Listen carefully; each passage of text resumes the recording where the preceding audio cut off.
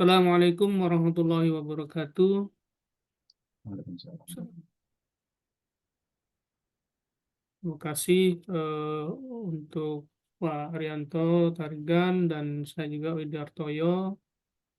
Izin Ibu untuk tugas ITS kami kelompok 1 mengambil judul evaluasi dan identifikasi faktor-faktor risiko diabetes melalui analisis statistik, deskriptif, dan inferensial pada Big Health Dataset.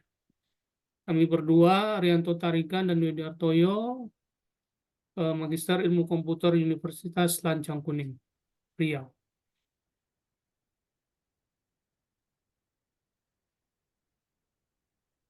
Oke, yang pertama kita kembali ke latar belakang dulu sebelum nanti masuk penjelasan lebih detail oleh Pak Arianto Tarigan, yaitu terkait yang pertama diabetes mellitus meningkat secara global dan nasional. Yang kedua, pentingnya mengenali faktor risiko berbasis data. Yang ketiga, Big Health Data memberikan gambaran populasi lebih luas. Yang keempat, statistik deskriptif.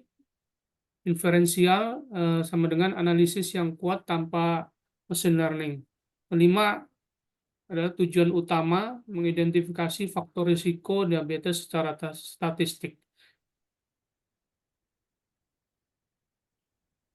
Berikutnya adalah rumusan masalah dan tujuan penelitian. Untuk rumusan masalah ada dua. Yang pertama, bagaimana karakteristik populasi dalam Big Health Dataset. Yang kedua, variabel apa saja yang berhubungan signifikan dengan diabetes. Kemudian tujuannya mendeskripsikan distribusi variabel klinis, demografis, dan gaya hidup. Kemudian yang kedua, menganalisis hubungan dan perbedaan antar variabel menggunakan uji inferensial.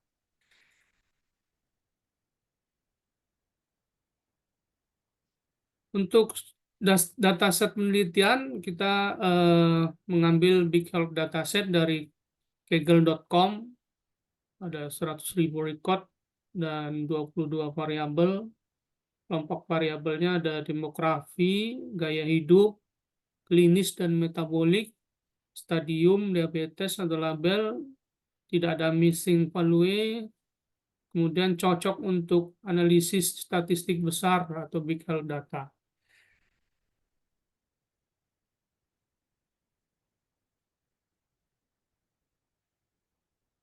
Ini gambaran untuk metodologi penelitian, nanti akan dijelaskan lebih lengkap lagi oleh Pak Arianto Tarigan.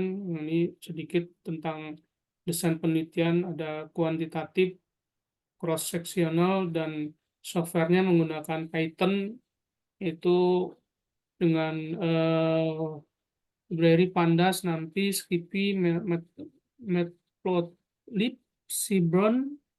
Kemudian tahapan analisisnya ini nanti akan dijelaskan lebih lengkap oleh Pak Arianto Tarigan. Pada Pak Arianto Tarigan, kami persilakan. Baik, terima kasih Pak Widartoyo waktunya. Di sini saya akan menjelaskan terlebih dahulu sumber dari dataset.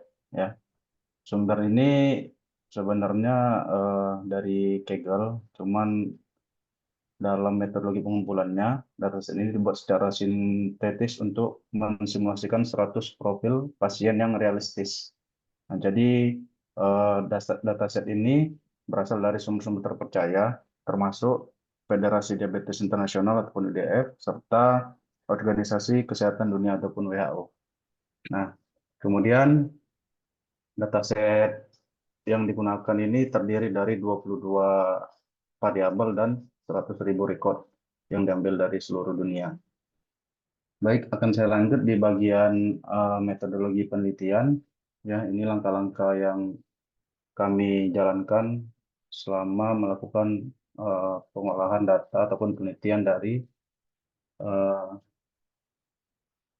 stadium diabetes ini. Yang pertama, import dataset menggunakan CSV, kemudian melakukan data cleaning dan validation untuk menemukan outlier, missing value, dan konsistensi data. Setelah itu, masuk ke tahap exploratory data untuk menemukan pola. Ini EDU ini mirip dengan IDA, exploratory data analysis. Kemudian ada statistik deskriptif, ya, statistik deskriptif yaitu eh, untuk memberikan gambaran awal mengenai pola, kecenderungan pusat, dan variasi dari setiap variabel yang dianalisis dalam dataset. Dalam hal ini yang dicari adalah mean ataupun rata-rata, median, standar deviasi, varians, dan koefisien variasi. Setelah itu masuk ke visualisasi data histogram, kemudian box plot. Setelah itu langsung ke pengujian inferensial. Ada 3 poin yang diuji. Yang pertama t-test, korelasi Pearson, dan chi-square. Yang terakhir kita menemukan hasil, ya, interpretasi dan integrasi hasil, kesimpulan, dan selesai. Semua ini dilakukan menggunakan tools Python dan dijalankan dalam eh, tools Jupyter Notebook. Untuk library-nya tadi sudah dijelaskan oleh Pak Widiartoyo, ada Pandas, NumPy, Skippy, Matplotlib, dan Seaborn. Oke, kita lanjut. Untuk statistik deskriptif ini hasilnya. Untuk usia, mungkin rata-rata yang mendominasi adalah usia 50 yang terkait dengan risiko stadium diabetes.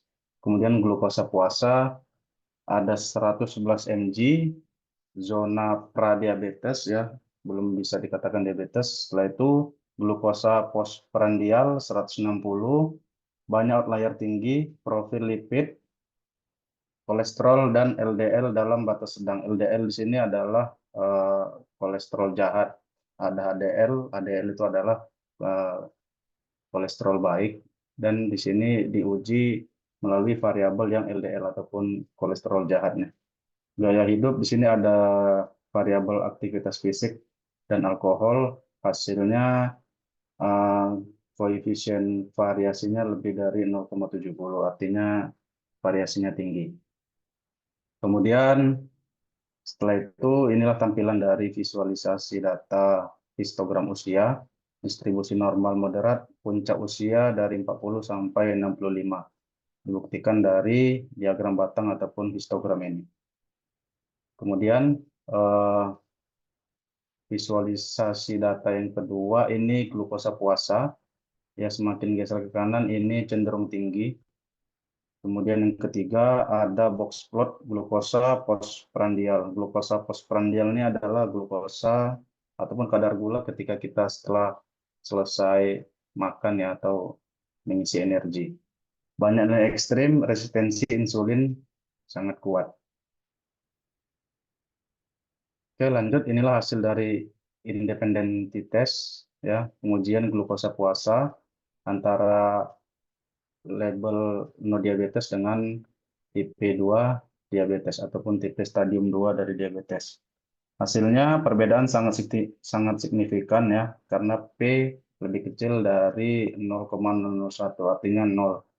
Maknanya adalah glukosa puasa adalah indikator paling kuat untuk membedakan status diabetes. Kemudian yang kedua, hasil korelasi Pearson antara usia dengan glukosa puasa, hasilnya R sama dengan 0,23, hubungan lemah tetapi signifikan. Kemudian yang kedua, kolesterol total dengan kolesterol jahat, hasilnya sangat kuat.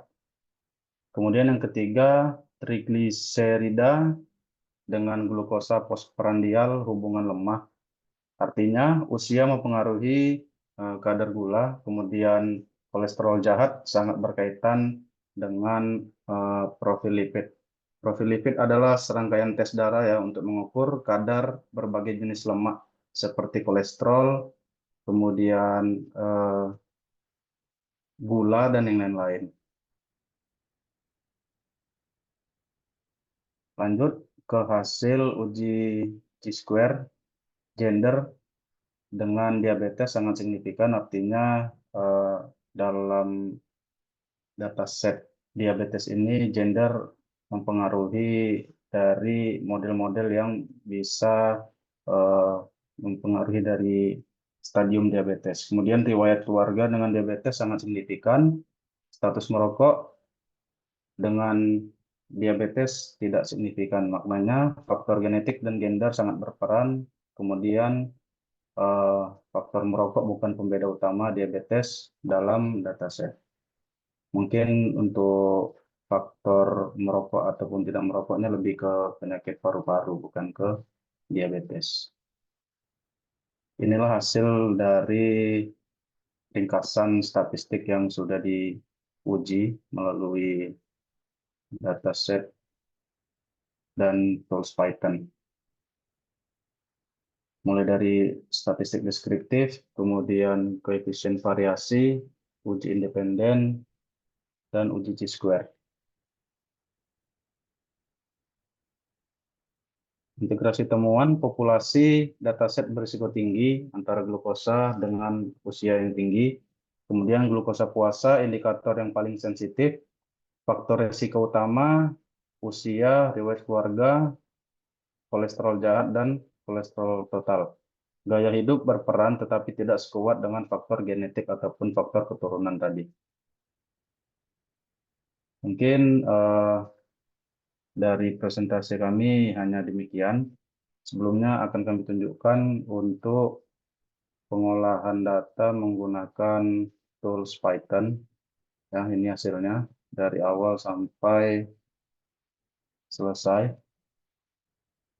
Mulai dari pembacaan dataset, kemudian mencari outlier tadi, ataupun EDU, eksplorasi data understanding. Setelah itu uji deskriptif, ada mean, standar deviasi, kemudian persen-persennya. Setelah itu di sini ada histogram juga. Dan yang terakhir, ini adalah uji inferensial antara usia dengan glukosa, gender dengan stadium, kemudian status merokok dengan stadium diabetes. Kemudian di sini kami akan menunjukkan juga hasil dari jurnal yang sudah kami susun setelah melakukan pengolahan data. Kami menyusun laporan dalam bentuk jurnal dengan menggunakan format JSON, Journal of Advanced Information System and Engineer. Ini punya Universitas Sancang Kuning. Inilah tampilannya. Kemudian referensi. Ada sekitar referensinya kami ambil dari beberapa jurnal yang sudah terbit 5 tahun terakhir. Ada 14 referensi. Dan yang terakhir saya akan menampilkan dataset yang sudah di cleaning. Artinya tidak ada noise ataupun outlier pada data ini.